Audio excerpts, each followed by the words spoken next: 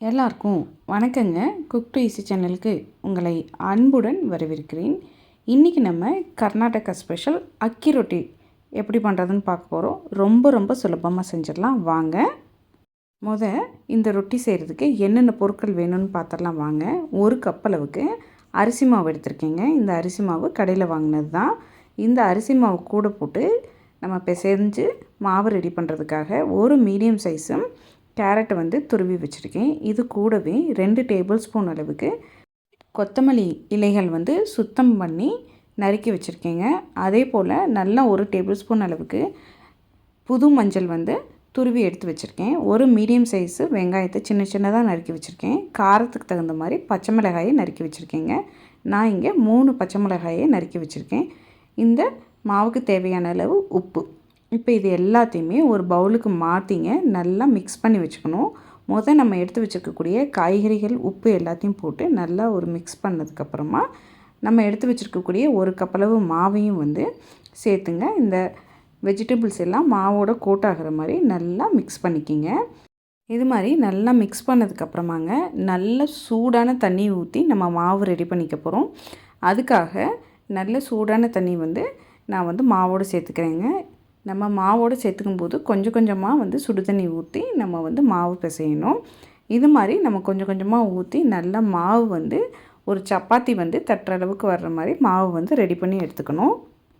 பாருங்கள், கடைசியில் நல்லா கையில் நல்லா நம்ம அமுக்கி இது மாதிரி உருண்டை சேர்த்து பார்த்தா வரணுங்க. இது மாதிரி நல்லா உருட்டி நம்ம இதை ஒரு பவுலில் வச்சுட்டுங்க. மேலே ஈரத்துணி போட்டு மூடி ஒரு அரை மணி நேரம் போல் நீங்கள் விட்டுறலாம்.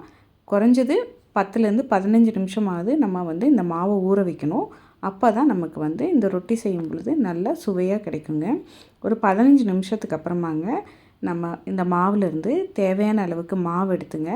ஒரு இலையிலையோ இல்லாட்டி எண்ணெய் பாக்கெட் கவர்லேயோ பட்டர் பேப்பர்லேயோ கொஞ்சமாக எண்ணெய் சேர்த்துங்க. இது மாதிரி நமக்கு தேவையான அளவுக்கு நல்லா மெல்லிசாக திரட்டி எடுத்துக்குங்க. இது மாதிரி திரட்டி எடுத்ததுக்கப்புறமாங்க நம்ம இதை சப்பாத்தி கல்லில் போட்டு வேக வச்சு எடுத்துக்க போகிறோம். நம்ம இன்றைக்கி இங்கே பச்சை மஞ்சள் துருவி போட்டு சேர்த்துருக்கிறதுனாலங்க இங்கே கலர் நல்லா பிரைட் எல்லோவாக இருக்குது. இது மாதிரி நம்ம திரட்டினதுக்கப்புறமாங்க ஒரு 3 இல்லாட்டி 4 இடத்துல இது மாதிரி சின்னதாக ஹோல் மாதிரி பண்ணிக்கிங்க. நல்ல சூடாக இருக்கக்கூடிய சப்பாத்தி கடாயில் நம்ம இதை போட்டு மீடியம் ஃப்ளேமில் வச்சுங்க நல்லா 2 பக்கமும் வேக வச்சு எடுக்கணும். நம்ம இந்த அக்கி ரொட்டியை திருப்பி போட்டு வேக வைக்கும் பொழுது 1/2 டீஸ்பூன் அளவுக்கு எண்ணெயை 2 பக்கமுமே நம்ம விட்டுங்க. நல்லா கிறிஸ்பியாக வேக வச்சு எடுத்திங்கன்னா அருமையான அக்கி ரொட்டி நமக்கு ரெடிங்க. இந்த அக்கி ரொட்டி ரெசிபி ரொம்ப லைட் ஃபுட்டுங்க. நம்ம காலையில் செஞ்சு சாப்பிட்டோம்னா பிரேக்ஃபாஸ்ட்டுக்கு அருமையாக இருக்கும். அப்படி இல்லாட்டி டீ டைமில் நீங்கள் கொஞ்சம் காரம் அதிகமாக போட்டு இந்த அக்கி ரொட்டியை செஞ்சுட்டு டீயோடு சாப்பிட்றதுக்கும் சுவையாக இருக்குங்க. ரொம்ப சுலபமான பொருட்களை வச்சு அருமையான ஒரு பிரேக்ஃபாஸ்ட் ரெசிபி ரெடி பண்ணிட்டோங்க. இதே மாதிரி நம்மக்கிட்ட இருக்கக்கூடிய எல்லா மாவையுமே நீங்கள் பட்டர் பேப்பரில் திரட்டி வேக வச்சு எடுத்திங்கன்னா அருமையான அக்கி ரொட்டி நமக்கு ரெடிங்க. நம்ம இன்றைக்கி இந்த அக்கி ரொட்டியில் கொத்தமல்லி இலைகள் சேர்த்துருக்கோம். ஆனால் தில் லீவ்ஸ்ன்னு சொல்லக்கூடிய அந்த கீரையை இதில் சேர்த்து பண்ணுவாங்கங்க. அது மாதிரி செய்யும் பொழுது நல்லா டேஸ்ட்டாக இருக்கும். நீங்கள் கண்டிப்பாக இதே அளவுகளோட வீட்டில் ஒரு முறை இந்த அக்கி ரொட்டி ரெசிபியை செஞ்சு பாருங்கள், சுவைத்து பாருங்கள். கண்டிப்பாக உங்களுக்கு சுவை பிடிக்குங்க. எந்த சைட் டிஷ்ஷுமே தேவைப்படாது. தேவைப்பட்டால் தயிர் வச்சுக்கலாம், இல்லாட்டி அதையுமே தவிர்த்துக்கலாம்.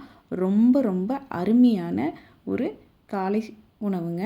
கண்டிப்பாக ட்ரை பண்ணி பாருங்கள், உங்களுக்கு நிச்சயம் பிடிக்குங்க. உங்களுக்கு இந்த அக்கி ரொட்டி ரெசிபி பிடித்திருந்தால் குக் டு ஈஸி சேனலை லைக் பண்ணுங்கள், ஷேர் பண்ணுங்கள், கமெண்ட் பண்ணுங்கள். மறக்காமல் நம்ம குக் டு ஈஸி சேனலை சப்ஸ்கிரைப் பண்ணிக்கோங்க. வணக்கங்க.